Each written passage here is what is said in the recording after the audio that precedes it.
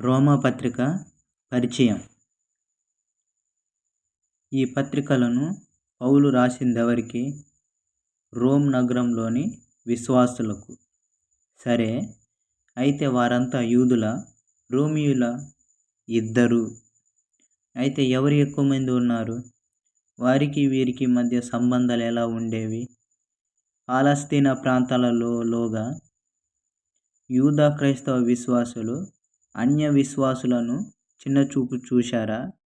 లేక అన్యులు తాము రోమ్ పౌలమని వలస వచ్చిన యూదా విశ్వాసులను తృణీకరించారా? ఈ విషయం పౌలు విస్మరించలేదు. యూదుడని, గ్రీసు దేశస్థుడని భేదం లేదు. ఇలాంటి తేడాలు భారతీయ సంఘాల్లో లేవా? ఈ పత్రికను అందుకున్న వారు మరొక సవాలును కూడా ఎదుర్కొంటున్నారు.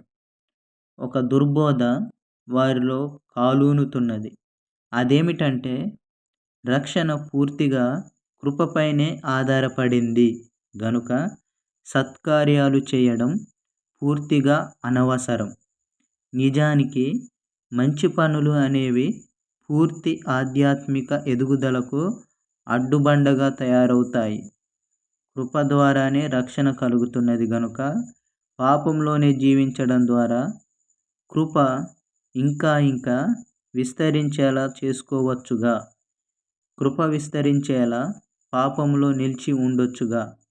రోమా 6:1. దీనిని పౌలు నిర్బంధంగా ఖండించాడు. క్రీస్తుతో ఐక్యమైన వారమైతే అలాంటి నిర్ణయం ఊహల్లోకి కూడా రాకూడదు. ఇలాంటి ఉద్దేశం ఉన్నవారు భయంకరమైన భ్రమలో ఉన్నారు. ఎందుకంటే పాపానికి జీతం మరణం. దేవుని ఉచిత వరం యేసుక్రీస్తులో పవిత్ర జీవనం.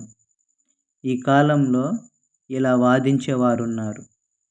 క్రైస్తవులు నైతిక ధర్మానికి కట్టుబడి ఉండనక్కర్లేదని దీని సారాంశం.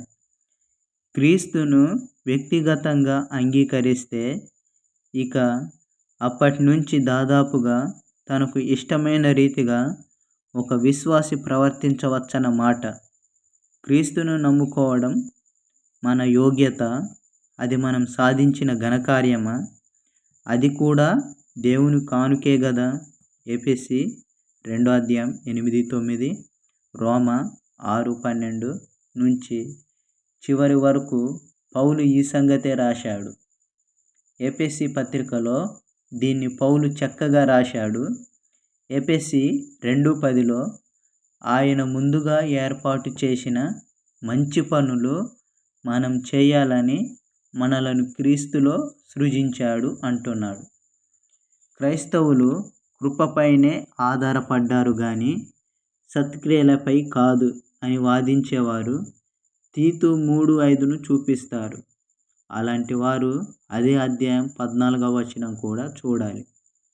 మొత్తం మీద రోమా క్రైస్తవులు ఇలాంటి దుర్బోధ ప్రభావం కింద ఉన్నారని ఎరిగిన పౌలు నిష్కర్షగా పాపం విషయమై చనిపోయిన మనము ఇక మీదట ఎలాగూ దానిలో జీవింతుము అని ప్రశ్నించాడు. మనం ధర్మశాస్త్రం కింద లేము అని విచ్చలవిడి జీవితం గడపాలనుకునేవారు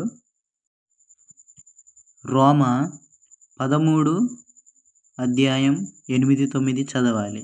ఇంకా 1 కొరింథీ 9:21, గలతీ 5:14 కూడా చదవాలి.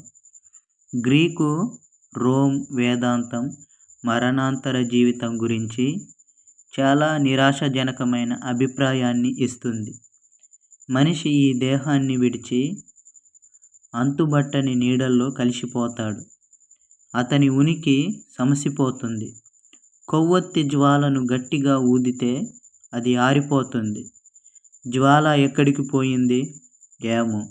మరణం తర్వాత మనిషి అంతే.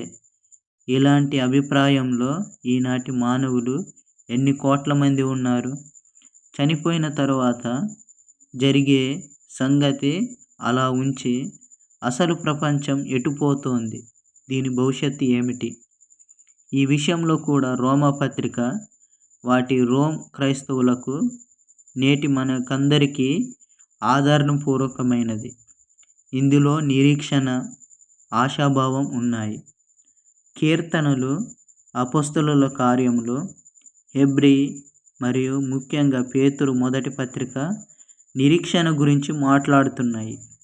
క్రొత్త నిబంధన పుస్తకాలన్నిటికంటే ఎక్కువగా నిరీక్షణ అనే పదము రోమా పత్రికలో కనిపిస్తున్నది. మనము నిరీక్షణ కలిగిన వారమై రక్షింపబడితిమి. మనము నిరీక్షణ కలిగిన వారమై రక్షింపబడితిమి. అది స్థిరమైన పునాది గల నిరీక్షణ.